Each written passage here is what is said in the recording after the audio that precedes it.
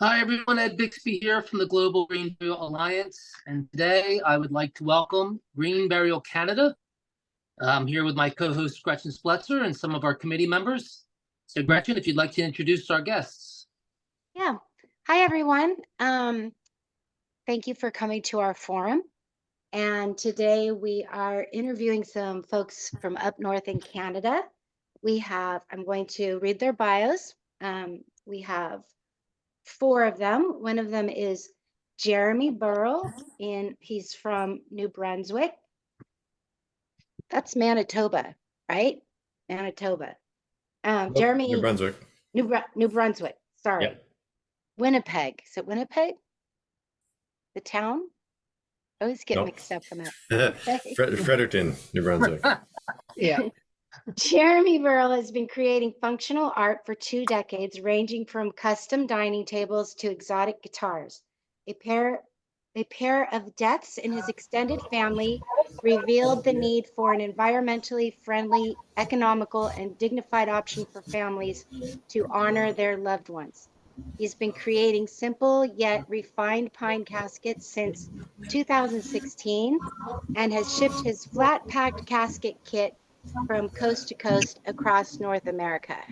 You gotta close the door. It's a bit loud. And it's Somebody quite loud. needs to be muted there. Okay. And then we have Louisa Horn. She's the founder, transition specialist, celebrant, end-of-life doula in Halifax, Nova Scotia, and owns Epilogue, which is a 100% woman-owned and operated collaborative, client-centric, ethical, and socially responsible company. Louisa also is a community volunteer, death doula, advanced planner, and helps seniors pack, organize, and get ready for life's transitions. She's also a celebrant for funerals and celebrations of life and has studied grief and bereavement at the Atlantic School of Theology. She is passionate about natural burial and is the first person in Canada to have completed the Green Burial Council Proficiency certification. She's a lifelong learner, currently engaged in her doctoral studies, and is an active community volunteer and regional leader with within Rotary. Louisa grew up just outside Halifax, Nova Scotia, and currently lives near Sambro, where she treasures her time with her 2 spaniels. And we have Richard Rosin, Winnipeg, Manitoba. That's where it was. He is the president of the Green Burial of Society of Canada. Richard's career in funeral service is closing in on 4 decades. He is the founder of Richard Rosin Funeral Director Ltd, a funeral service company specializing in green burials, home funerals, and online educational events. Keenly aware of environmental concerns, Richard focuses his green burial activities as board member of the Green Burial Society of Canada. Friendliest Undertaker is active in the community, including past board memberships with the Winnipeg Chamber of Commerce, Grace Lutheran Church, and Winnipeg Jazz Orchestra. When relaxing, you can find Richard enjoying his trailer with their 4 dogs in order of equal cuteness: Addi, Lola, Joey, and Archie. And we have Dawn. Dawn Carson is president of Green Burial Society of Nova Scotia.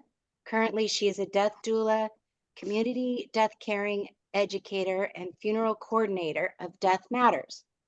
Combining a mix of pragmatic planning and compassionate communication, she provides education and tools to create a culture of openness around end of life.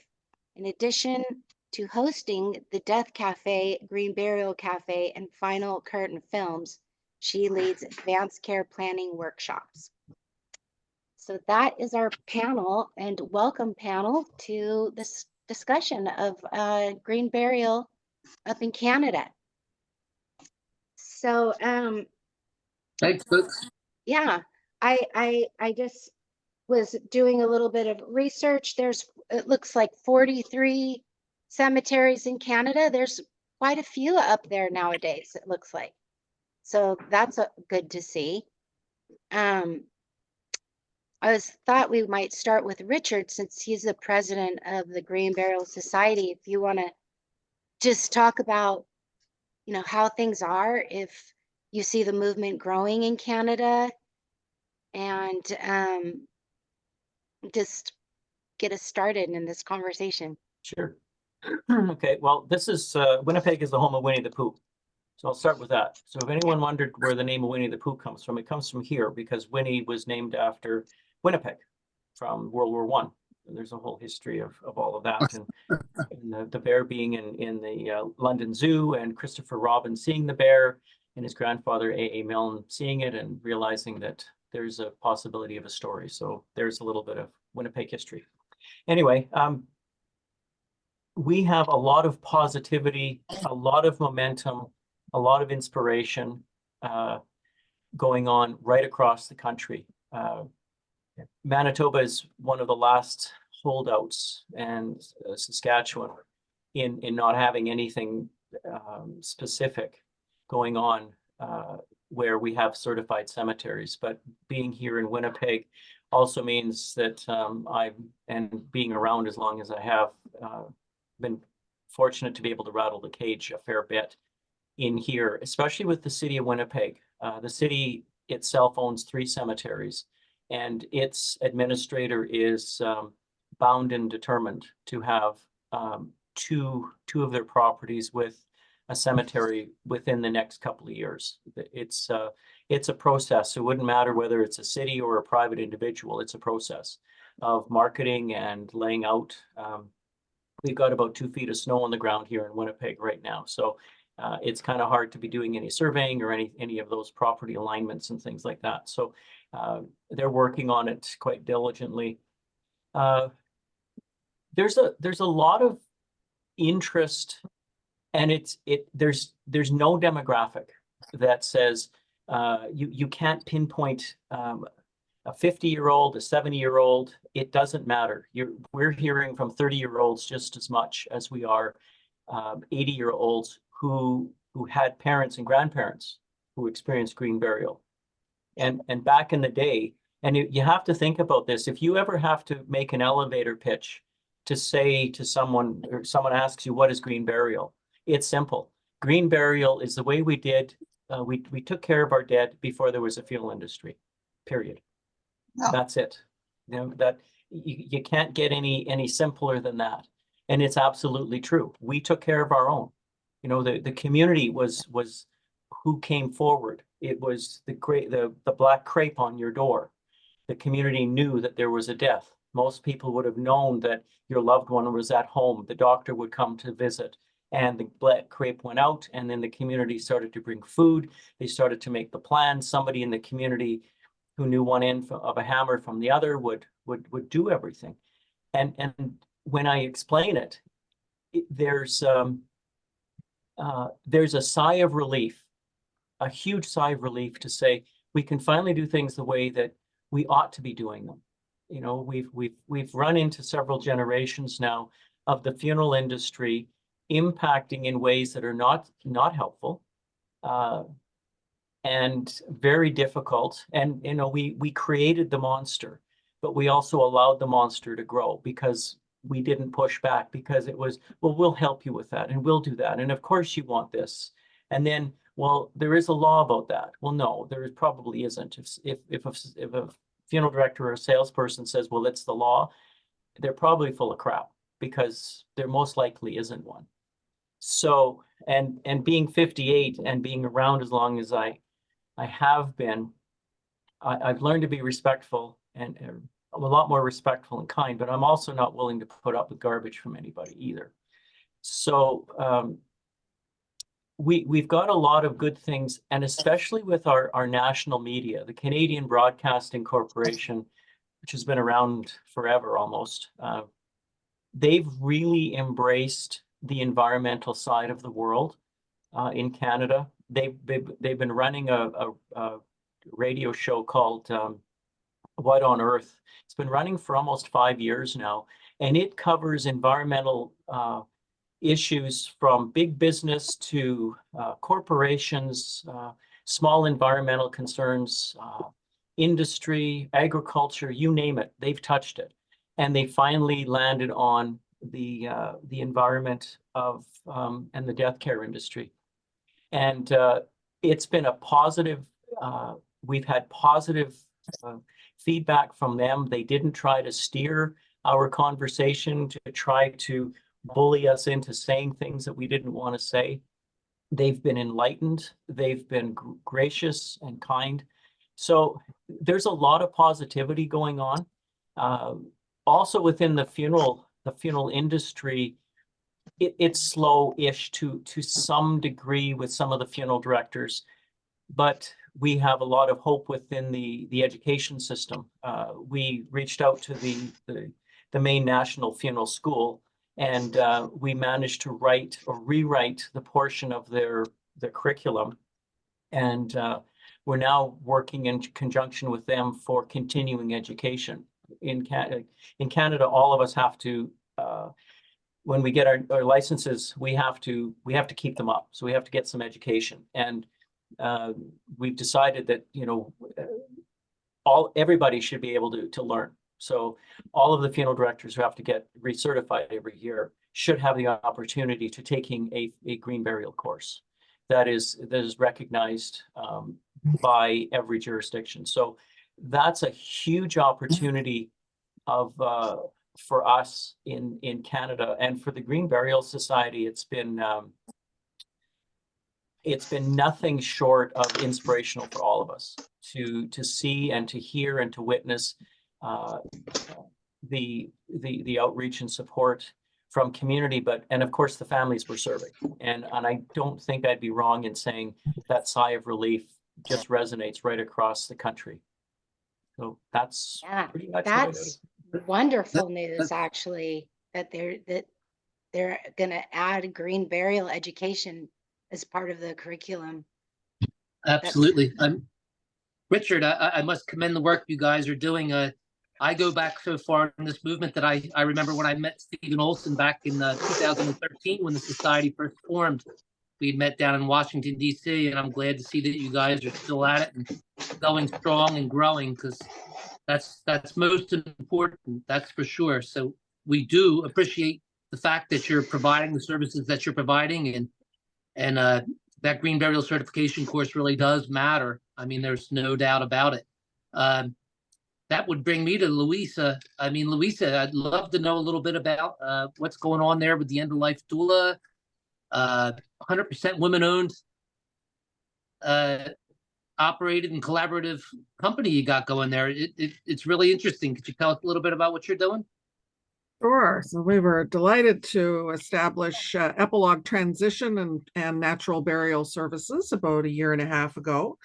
And we focus on all range of transitions that mostly seniors would go through, from moving and downsizing to their advanced planning to coordination of a natural burial, and actually had the award of a funeral service license as well.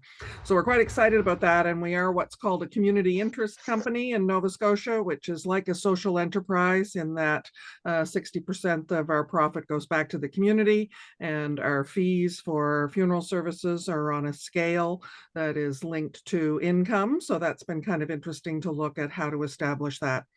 And several of us have completed the only certificate end-of-life doula program in Canada, which comes out of British Columbia from Douglas College, which is a community college style post-secondary accredited institution there. And so 4 of us have completed that program, which has been really excellent to help with the conversations that we have with folks as they are approaching end of life, or the families at the time of need. So that's been really interesting. And then separate from the epilogue piece, I'm also co-lead of a project to establish a conservation natural burial site in Nova Scotia, which would be the first urban public site in Canada. We've been at it for 4 years. It's a long, slow process, but we've been making progress every year. And we're at the point now of trying to find what the government requires in an easement holder is the terminology that's used here through the Provincial Department of Natural Resources. They require a third-party easement holder to be involved. So we're at that stage now of getting that lined up. And we hope to be ready to be looking at certification within the next year. So that's been an exciting project to be involved in. And as Richard said, whenever there is any publicity, and we have been fortunate, it does seem to pique the interest of a number of media people. We do get a lot of inquiries, and I think the movement is definitely growing. That's so great. I feel like it's growing too. And I noticed like during COVID, halfway through the end of COVID, and then when COVID was kind of winding down, there were a lot of media requests about green burial. People just, I think it really, the growth sped up, had a little growth spurt right there for sure. Because people were talking Oh, about absolutely. dying. So that's why. Well, very much the self-education, that's for sure. Louisa, could I ask you a question? Here in the United States, the big issue is that, and you may have read about it, that some of our death doula family has experienced some pushback from the industry when it comes to licensing and the things that they can or cannot do. What is your experience in Canada? Are they looking at it similarly as the United States, or do they have a different take on what qualifications you need to have when you're offering death doula services? And who do you mean by they when you say they? Who's the they in this case? I mean, you're a governmental Governmental agencies. Like Okay. in the United States, in the United States, it seems to be by state, and it seems to be coming from the funeral industry. So yes, thanks for clarifying that. As far as I know, nowhere in Canada has any kind of licensure or regulatory criteria related to end-of-life doulas. There is a Canadian association that's looking at that kind of accreditation at the association level. And there's the certificate. It doesn't mean you're certified. It means you have a certificate from a post-secondary institution. But no province, to my knowledge, has looked at any sort of licensure. And certainly the funeral industry, as I've been involved in it, having served on our provincial board of funeral directors and embalmers for 5 years, is not in the least interested in any conversation with anything to do with end-of-life doulas. And even though many of the programs, I think, encourage participants to talk to funeral homes and to look at partnerships and to look at collaborations, I've not seen any open doors for those kinds of conversations to this point. I mean, we just have to look at the business model, right? Follow the business model and see what makes sense. And it's pretty easy to see why it might not make sense for those kinds of collaborations to happen. Yes, Right. that I was just going to say, that being said, I think having a death doula in a funeral home is ideal. Like that, I think that's just a great addition to a business. It certainly sounds that way, but then you have to think about how does it fit in the business model. I So know. where does that fit in the fee structure? Who's going to pay for it? What does it replace? What does it add? Is it seen as a value add to the extent that the overall cost structure can be adjusted to include that? Or as we're seeing with celebrants, for example, a lot more folks from the funeral industry are doing the celebrant programs so that they can offer that themselves. It's like doula in a way that celebrants are encouraged to partner with funeral homes, but funeral homes are having their own folks take those programs so they can keep that inside. So there's again, the business model dictates what makes sense. Yeah. Very interesting. Wow. Yeah, it is. Could I add something just to that? We know that hearses are sitting in garages and embalming rooms aren't being used as much, as they had been, just because the cremation numbers went through the roof. I think the younger funeral directors that are coming up through the system that are going to be, in the succession plan of buying out funeral homes, they're going to be a lot more attuned to where the revenue comes from. And it's not about releasing doves all the time or selling, add-on stuff. It's about adding positivity to the whole experience. And I think anybody who doesn't realize the importance of a death doula as part of the culture of the funeral industry is being short-sighted, because all of us have to work together. You know, we're becoming a lot more of a secular community that, you know, unfortunately. And if we don't begin to embrace taking care of our dead the way that we should without chemistry, then we're writing our own obituary.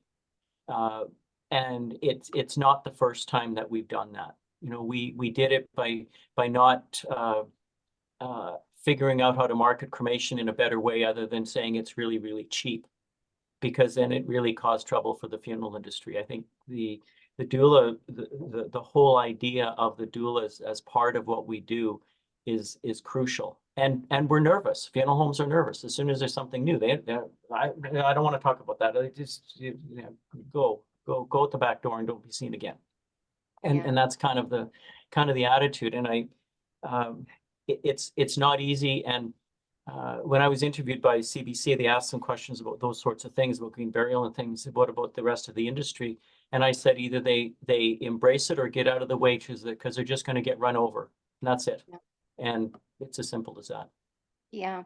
Yeah. And I want to just circle back when you were talking earlier, Richard, because Ed and I were talking about this earlier today. It's almost like the funeral industry, it's like a horse that got away. Like suddenly we had a funeral business, but death got taken away. The more that, like, our death rituals got taken away, the more that that industry grew. And then I think the spiritual part of it got taken away, and families having their own death rituals got taken away. And then by the time we realized it, we were so far removed from death that, you know, it just has continued on. And so wonderful to see us taking back, you know, doing some of these things for our loved ones and our families, and having communities support that in all the various ways. Well, absolutely, Gretchen. I mean, it's the power of the people, you know, and it's what the people would desire. And the more education and the more experience that is had, the more people will want it. And the more the industry will change at that point, because they will see the benefits of what we do. So it's understandable that, you know, it may not fit into the business model of doula, but eventually, you know, you can't keep it down.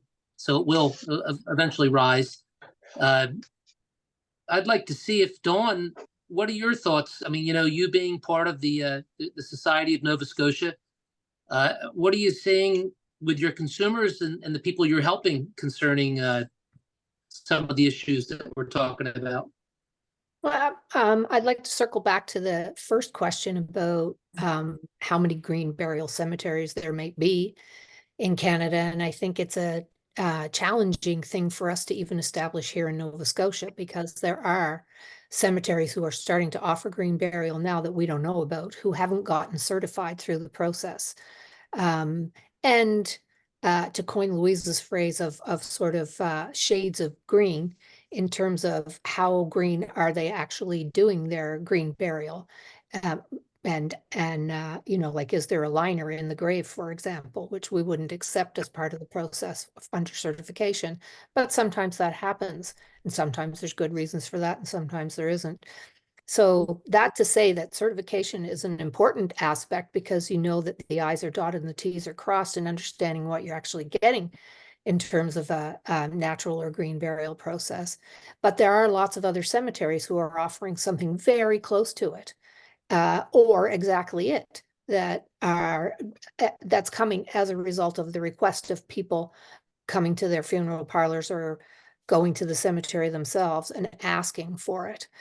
And one of the things that we've discovered is that if you approach a funeral home, or you approach a cemetery and say you want to have a green or a natural burial, you'll often get a lot of pushback on that.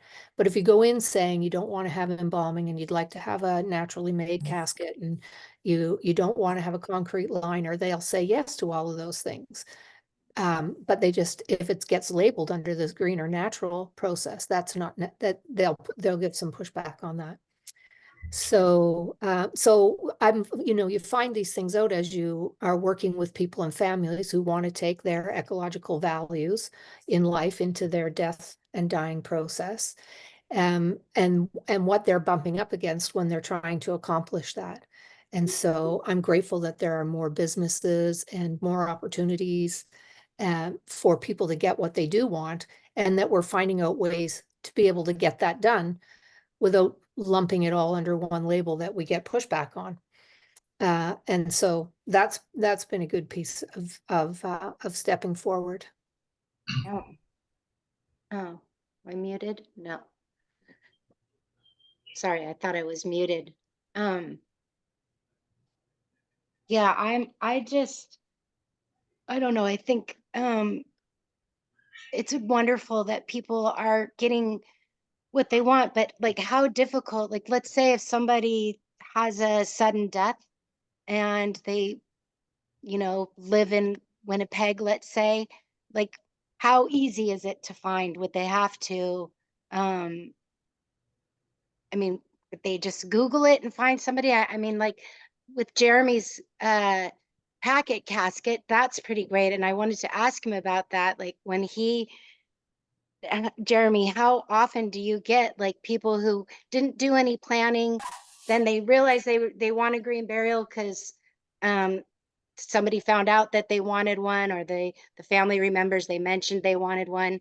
Like how often do you get these, like, I need one quick orders? Thankfully, not very often.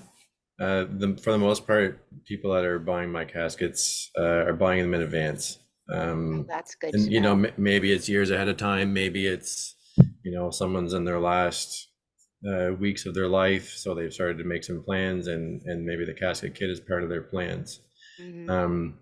Yeah, this really the killer for me when people want a casket right away is the shipping cost, because yes, I can ship one in a couple of days, but it's about double or more than what I usually use, which is a slower service. But Oh, yeah. yeah, I mean, and for some people it's that important to them. They say, yep, we need to make this happen, so let's go for it. Yeah. I just noticed when I was answering the phone at the Green Burial Council, I got a lot of calls really of people who wanted a green burial, but they needed it now and they had made no plans. And so they were calling to find out, what they could do. So I guess I was just wondering in Canada, like, I wonder if it's the same as it is here. Like you have to really do some research to get what you want, and even better, do some pre-planning to even be more sure. Yeah.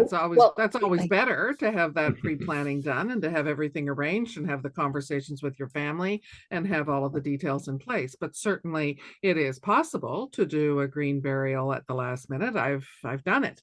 Yeah. Dawn's done it. It's definitely doable. I'm sure Richard has as well. Yeah.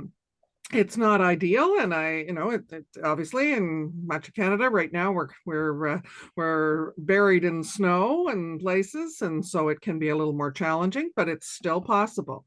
No question. Advanced planning is always better, and the tighter the timeline, the harder it might be, but we do our best to make it happen. I think that's the one advantage that funeral homes have over us alternatives is, they're there 24/7. But although death doulas are too, if you know who to call. So Yeah, for sure. I mean, if you do a search in Nova Scotia for green burial, Louisa or I will pop up in one way or another, either through the Ecology Action Center that we've been associated with, or as a result of the work that we've gotten or the press that we've gotten. So a Google search will pretty much get you to at least one or the other of us to move forward. And we both are offering, green burial cafes and death cafes, and we see dozens and dozens of people at every one of these. And so the word starts to spread, right? And I get phone calls out of the blue now. Sometimes it's emergency, and sometimes it's a pre-planned situation.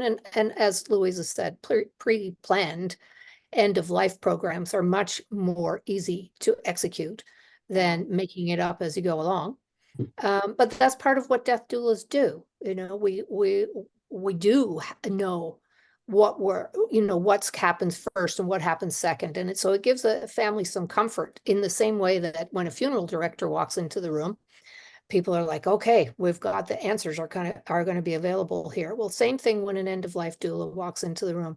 It's palpable. You can feel people settle down and say, okay, somebody is going to be able to give the answers here, and they can start their process of relaxing around getting the green burial that they wanted, or getting the questions that they might have answered about how to do rituals at home, or can they do rituals at home. And it's a great learning curve in terms of, what's allowed and what's not allowed. And basically almost everything is allowed. It's just that people think it's illegal, which is not actually the case. And so, when you start to say things like green burial is legal or natural burial is legal, they're like, oh, wow, what does that all mean? And so off you go, and, a great conversation can ensue. What do we actually mean by that? And then people's values start to come out about what they would like. And once they start to hear about it, people want it. But I think you're right. I mean, the funeral directors have kind of become an entity in the world, and end of life doulas have not yet. But they are.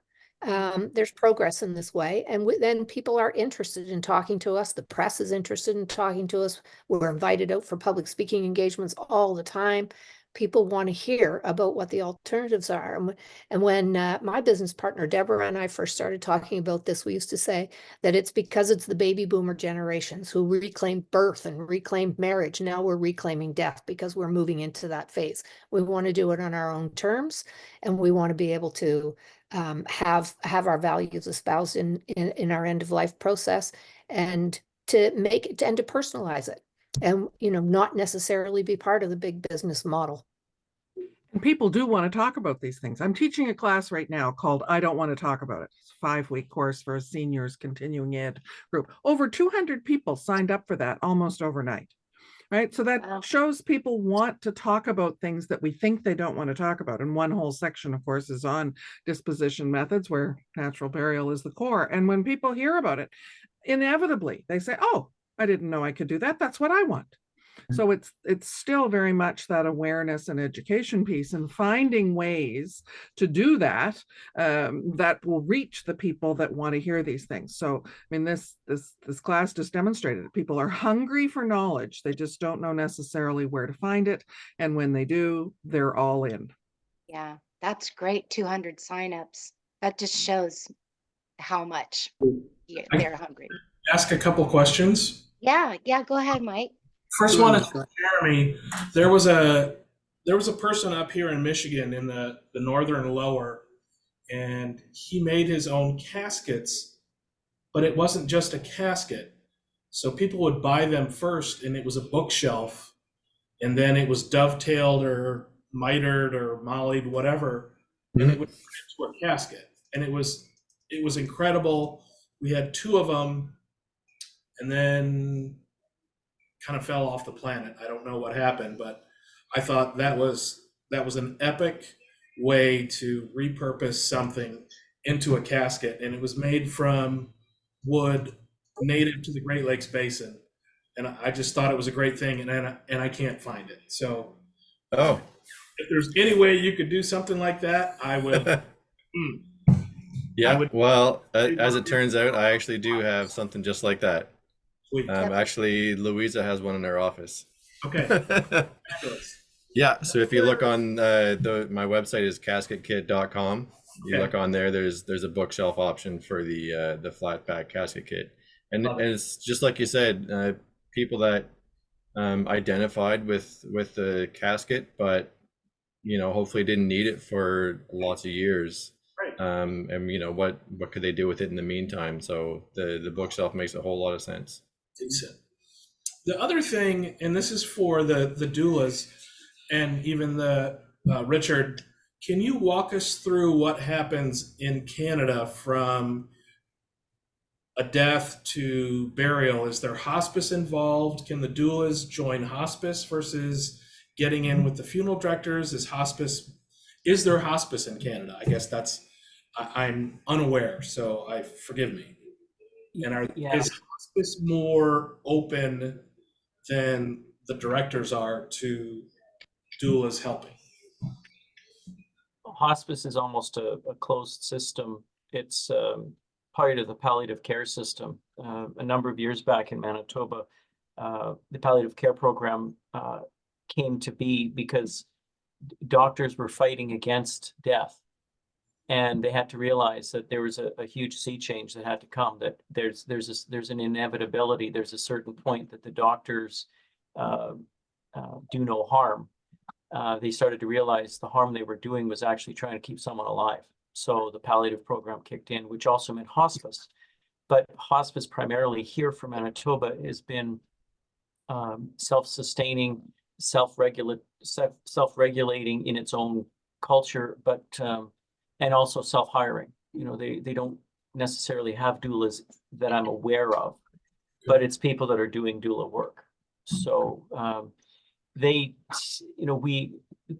just part of the system. So they're like any other institution. Family calls and they just say, our family members at a hospice location, and it's just part of the fabric of what happens here in Manitoba. And is hospice, is that paid for through the provincial or socialized medicine there, or is it private pay? I'm just trying to figure out if there's a way for what the doulas do to make it, as part of the business plan, make it doable. In Nova Scotia, the operation of the hospice is part of the public system.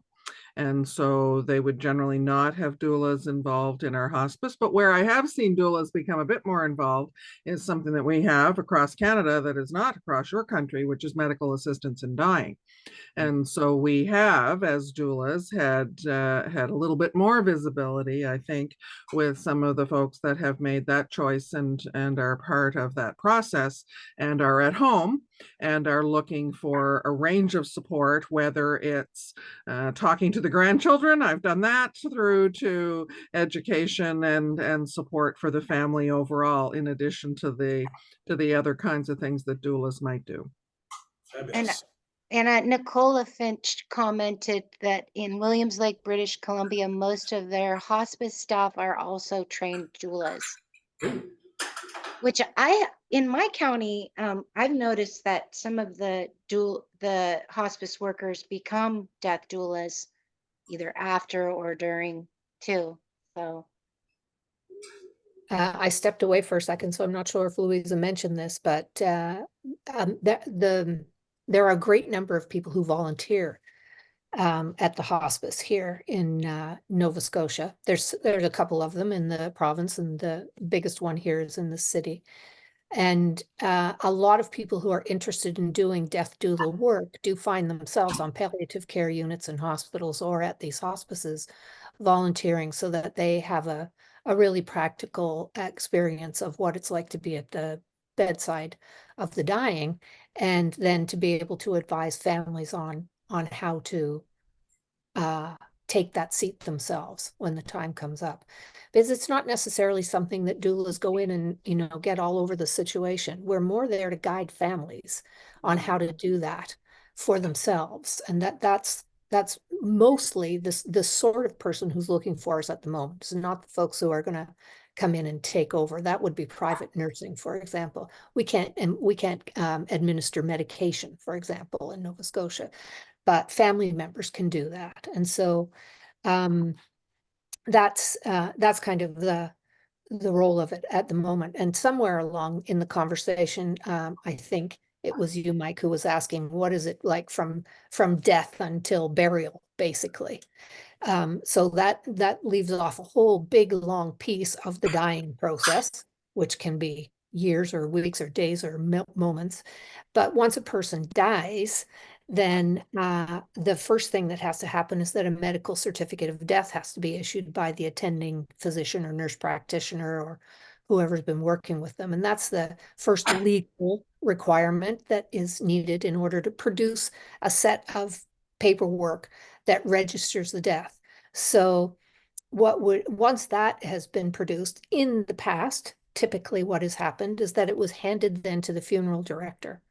And that now it can be handed off to a family member or to somebody who's acting on their behalf, which is something a death doula could do. And that medical certificate of death has to go to a place called Vital Statistics where it's registered. So the death is now registered with the province, which puts it through into a whole, into the CRA in Canada, and it's registered everywhere. And that registration will produce a burial certificate. And that burial certificate can be used for green burial or conventional burial or for cremation or whatever.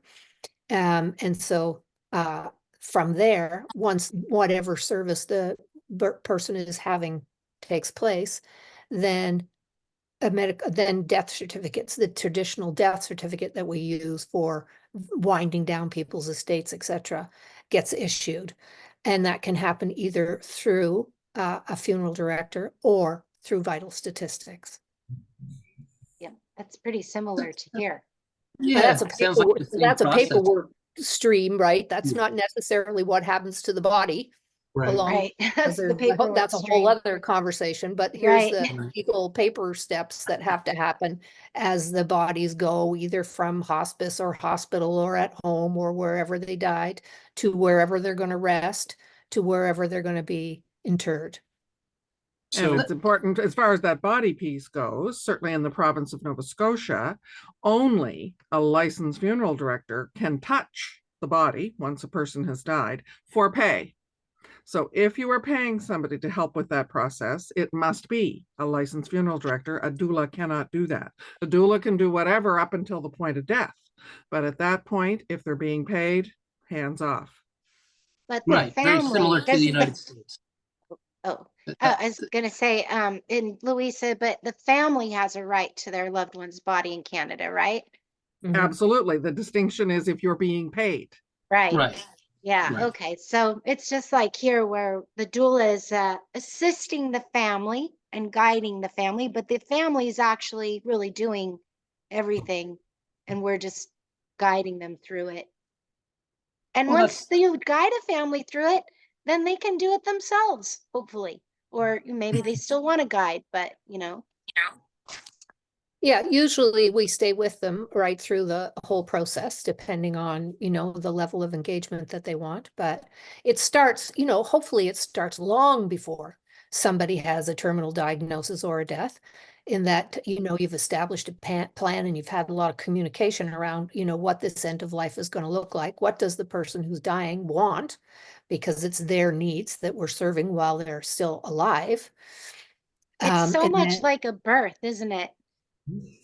Totally. Yeah. So I will. We just describe it as the closing bracket, right? Birth Yeah. doulas were the opening bracket and death doulas were the closing bracket. And the same process exactly is just, yes, getting what people want. And so that's why it's important to create this culture where we're talking about these kinds of things, that people are coming to conversations like this. They're going to Louise's death cafes. They're coming to my green burial cafe, and that, we get folks chatting, finding ways to have engagement on this, because people do want to talk about it. And then it becomes really personal, right? Then you really start to take it into your own family. What are we going to do with mom or dad? Or what am I going to do for myself? What if one of my children died before me? What if, to start thinking about how would we handle these situations? Much better to look at it and talk about it and give some thought to it, rather than put it away or put it at the bottom of the heap until it actually happens. And then when it happens, it does become an emergency. And it's much more shocking situation for people to deal with. Yeah, it's true. Absolutely. Richard, if I could ask you, I think, there's a lot of representation here tonight from the eastern part of your country. Most certainly we know that, Canada is a very large territory, large country itself. How do you see across that expanse? Do you see the equal representation in the sense that people are wanting this in all the provinces? And I mean, I'm aware of many facilities on the western side of the country, but how is it being embraced, and have any of the indigenous peoples, I mean, obviously this is something that we've done for a millennia, since the dawn of time, but has any of the indigenous peoples gotten interested in this concept as well, possibly for their lands? They've historically, traditionally, that's how they've buried their dead. You know, they Right.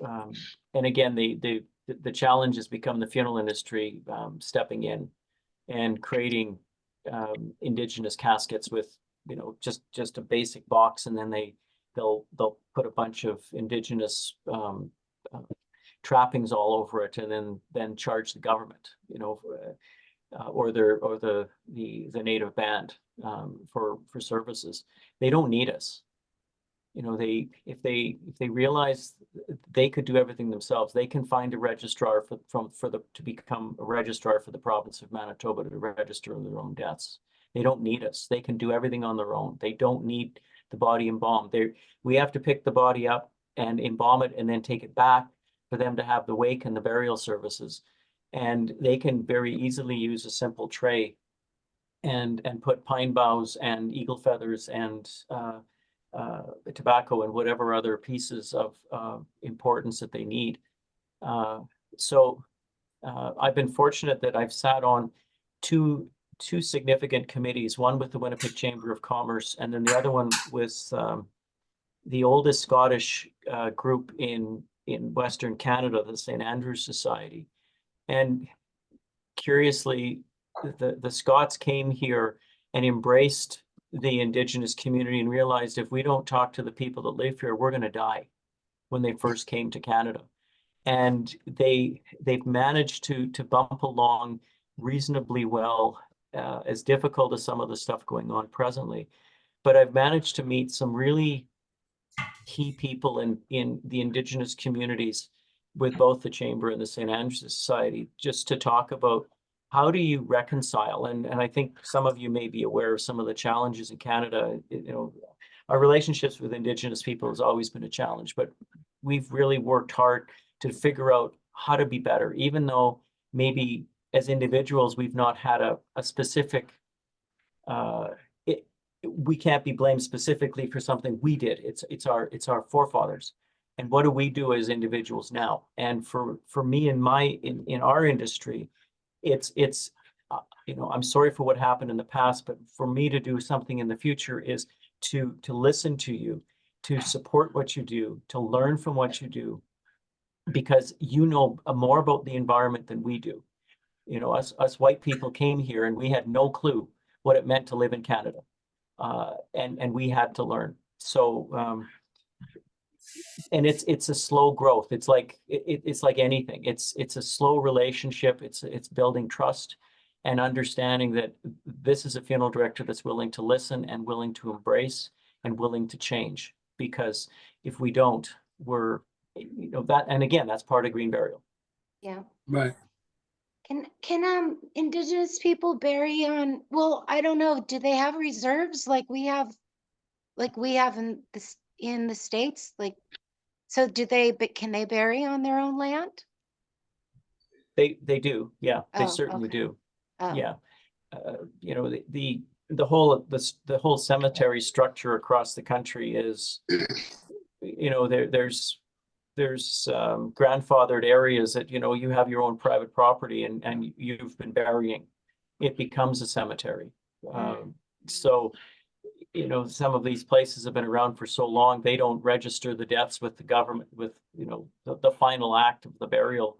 The funeral home will say that the body was buried at such and such a location, and that pretty much ends it. You know, they don't follow through.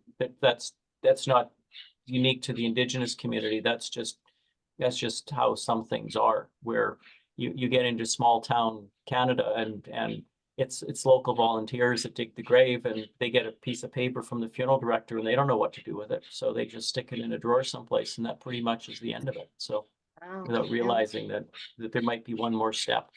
But, you know, it's as long as things are done with dignity and respect, and the spaces are maintained, it seems to work just fine.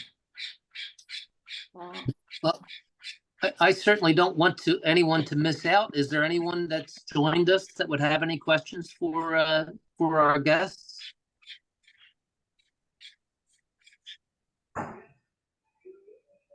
Well, I have one, even though I sort of know the answer, but I still want to hear Jeremy say it, which is, where did the name Fiddlehead Caskets come from? Yeah, a fiddlehead is a kind of fern that grows along the river here. So in Fredericton, there's a big river that runs right through the middle of the city. So when I was naming the company, I wanted to have something that was representative of this place, and it's neat that that's been able to be spread all over the place now. Yeah, I know. That was Yeah. when I was getting into all this, I heard you on a podcast, and I'll never forget that. I don't know why, it just stuck in my mind, but Mhm. yeah. They're delicious to eat too. Oh, Yeah. are they? You can eat Oh, them? yeah. Yep. A very edible green. Yeah. Very popular in the June, July period of the year and earlier, depending on the weather. Do you deep fry them? Whatever you want. Oh, wow. Hmm. Huh. That Like Yeah, was we really Forrest Gump. just boil them Forrest Gump usually. with shrimp. It's like Forrest Gump with shrimp. Yeah. That's funny. Well, we must thank all of you, for joining us tonight. It's been a pleasure. The Global Green Burial Alliance, we were formed to try to support everyone, and certainly our neighbors to the north are very important to the movement and what we do and how we change this world we live in. So I do want to thank each and every one of you for all the great things that you're doing. And if there's anything we can help you with here at the Global Green Burial Alliance, if there's anything we can promote or be part of to help you guys, move forward, just let us know and we'd be glad to do it. Events to be shared, Thank you. anything like that, just send it our way and we'll share it for you. Okay, Um, great. In the chat box, there's a number of things that have been placed in here. Jeremy put the bookshelf casket. And Nicola put in a piece in regards to Kathy Valentine with the Salt Spring Island Natural Cemetery. Yes. I posted, and then Green Burial Society, they've got their Green Burial Cafe once a month, and I posted the two links to the interviews I mentioned with CBC Radio, the national great. and the local programming. So that gives you a good sense of what's going on. So it was cemetery in the West Coast, cemetery on the East Coast, and the funeral director in the middle. So you've got Great. Yeah, and well, it we'll make that sure gives we you a good share all flavor those of what's going. links. Yeah, Sorry. please do. Yeah, I'll share okay. when we post the video, we'll make sure we share all those links so people know how to reach out and get connected with Right. you. Yeah, Super important. I think that's an important thing. If there was some way, I mean, we're moving towards it to have this registry of natural burial. Thank God for Louisa, who's got a sign up on the side of the road now in Nova Scotia here. So that, at least people driving by on a very busy street that she has her business on will see this and might, perk some interest in it. But this is, we need to find ways for people to be able to find us in order to Absolutely. have conversations. So thank you for being willing to host this kind of conversation and to post our links to be able to keep the conversations alive. Yeah. We, And we Louisa, appreciate that. Louisa, you'll do great because location in a busy street. I mean, that's great. Yeah, don't see too many funeral services advertised in the main downtown, right? The first place I saw it was in the UK and thought, oh, what a smashing good idea that is. And Louise has done it. So I think Yeah. it's great. Yeah. It's like get it right down in there with the coffee shops and the breweries and the bakeries. Oh, they're Great. not gonna, they won't be able to help themselves but wander in there, I'm sure. It was really great to have this conversation with everyone. Thank you very much. Yeah, thank you, you guys. Thank you Really again, everybody. appreciate it. Yeah. Thank you for being See you. here. Thanks. Okay, bye, Take care. everyone. Thanks. Bye. Bye. Bye-bye.